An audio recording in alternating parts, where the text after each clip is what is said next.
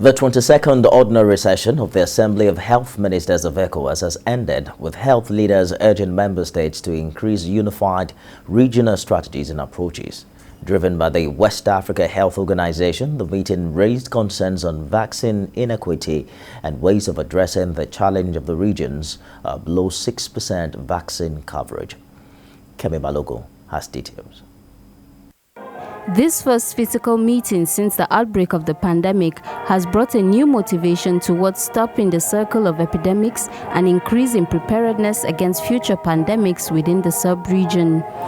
The concerns of the 15 member states range from the weak healthcare systems further crushed by the pandemic and also other ways of improving the health of citizens.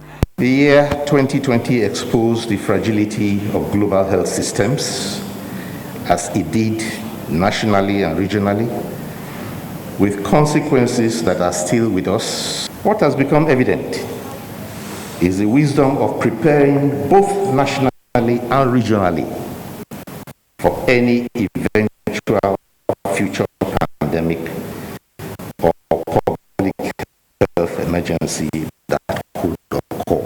The region has so far only vaccinated about 6% of its population. Vaccines keep coming in to be administered, but these experts say challenges still remain as the region is still not close to the right target.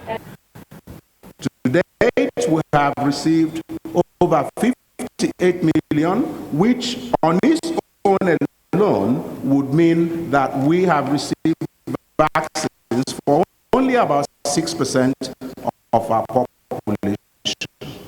When you compare this to regions in the world which have vaccinated 70 to 80% of their population and are now going on to boost the doses, that shows the vaccine inequity that there is.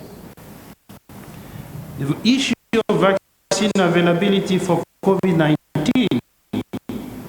remains critical,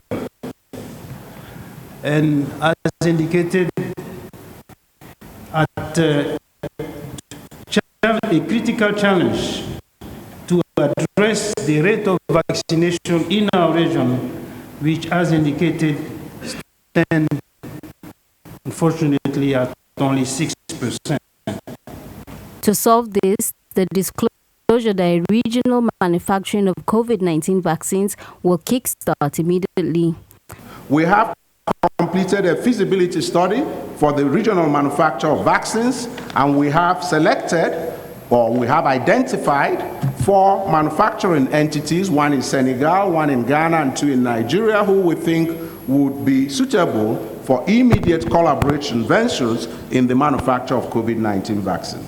With the pandemic came economic recessions. The group believes that an easing of movement and travel restrictions across the sub-region would improve the numbers and mitigate the effects of recession. This calls for concern as any economic downturn has a direct impact on expected investments in the health sector. And this will certainly be disastrous in the midst of a pandemic of this magnitude. To enable us to mitigate some of the negative impact of the pandemic, therefore, we must work together to strengthen coordination and consultation among us in order to harmonize and ensure the consistency of policies and measures implemented.